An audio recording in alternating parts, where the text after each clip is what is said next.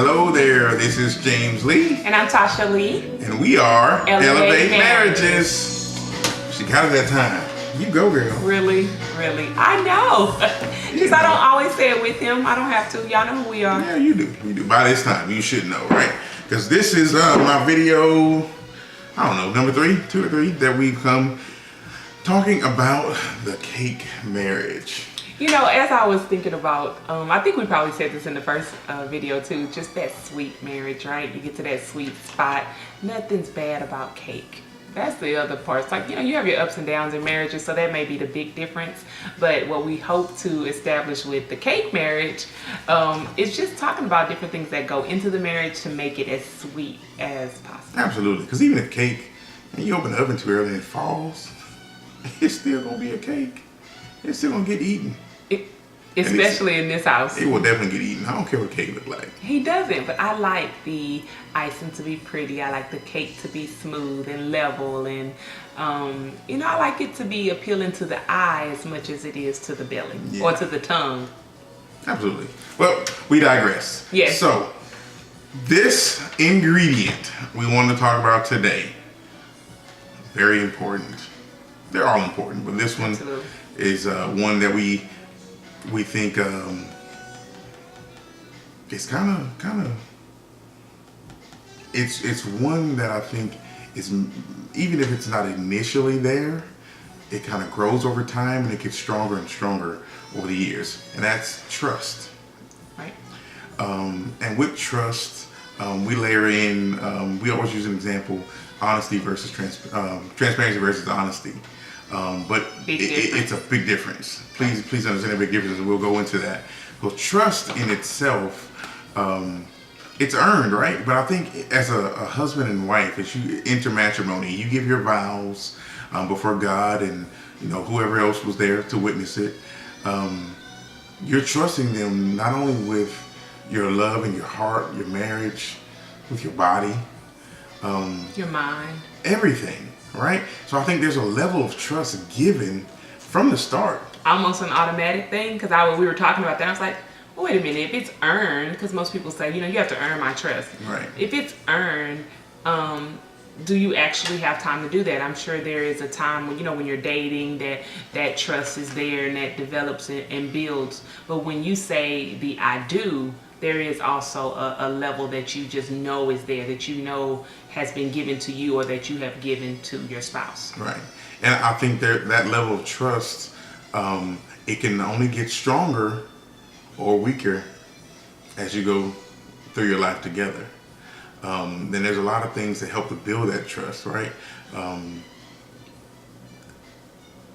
Someone shouldn't have to wonder if you're going to do what you say you're going to do.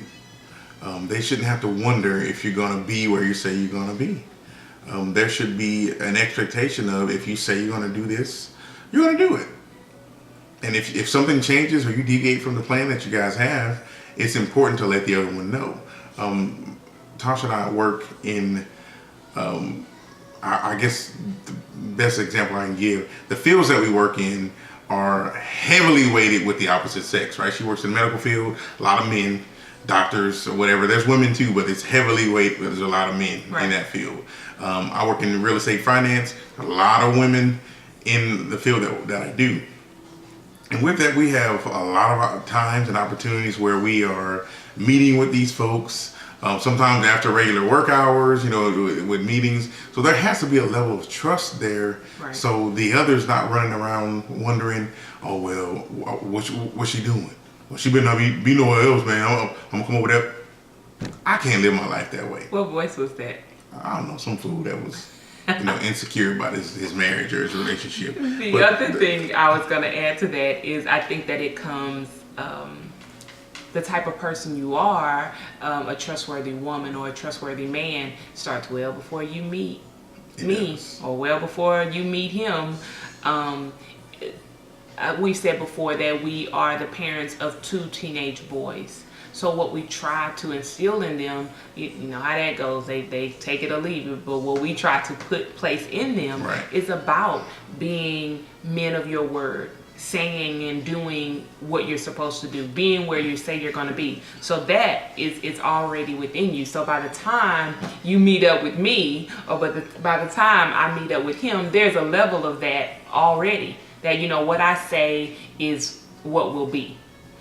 So then that carries over into your marriage, that yes, I'm going to eat dinner with Dr. Johnson, we're going to this place, we'll be finished at this time, and I'm on my way home. And not so much, I have to give detail for detail everything that I do and so on and so forth. I don't have to.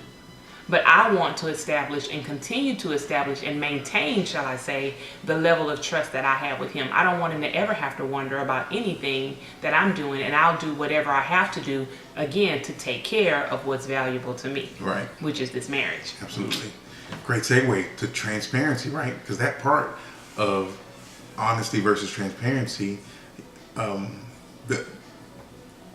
it's paramount, right? So I could say, hey babe, well, what are you going to be doing, or what's going on today for after work? What do you have to do? And she could say, I'm going to be going with Dr. Johnson to PF Chang's, and leave it at that. That's exactly what's going to happen. I don't have to wonder. I trust that that's what she's going to do. She tells me that, and I don't think anything else from it. But here's another spin on it. Oh, I'm going to be going with Dr. Johnson. We're going to PF Chang's. It'll be me and so and so will be there. I don't plan on being there really, really long, maybe an hour and a half or so, and then I'm leaving and I'll be home. I'll probably make sure I leave out of there no later than 8:30, and I'll be home, by 9:30 at the latest.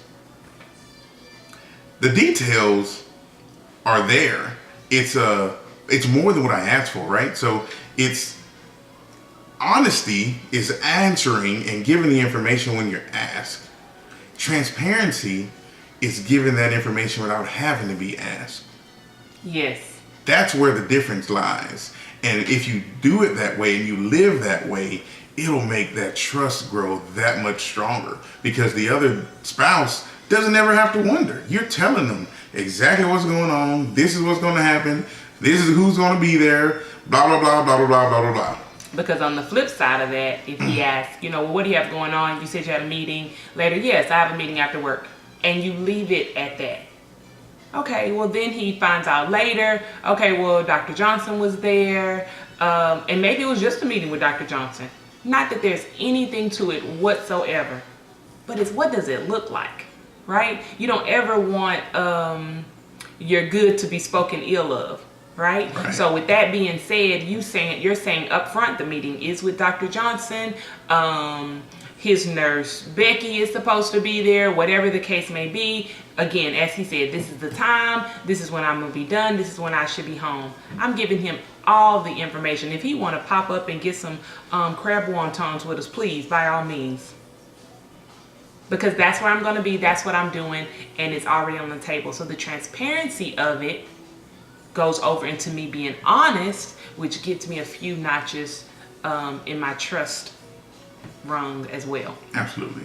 So it matters. Just little things that we do, not that you have to do it, but I'm telling you, if you want good cake at the end, it's good to have some trust. That's right. One of the things that I would suggest, this is just for me, this is what I do.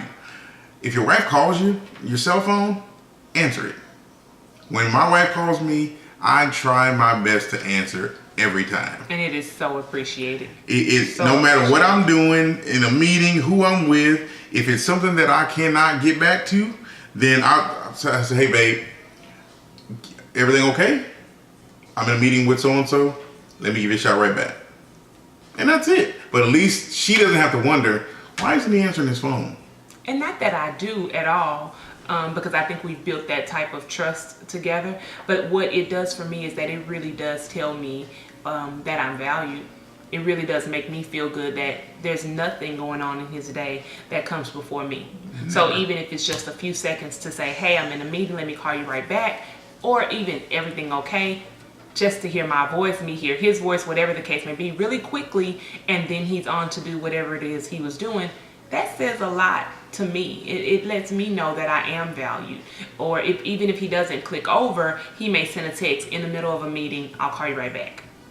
And that just says you're taking a few minutes for me because I'm calling, and just shows again where my value is with him. Absolutely. So if you're not doing it, guys, do it. Don't send it over voicemail. Ladies, the same way. If you do send him to voicemail, just send a quick text and say, hey, I'm in the middle of something, I'll call you right back. You know, that kind of thing. It goes a long way, a long way. And as we talk and as we continue to go through different things throughout the marriage, we'll talk about how that plays a big part in other areas of your marriage too. Absolutely.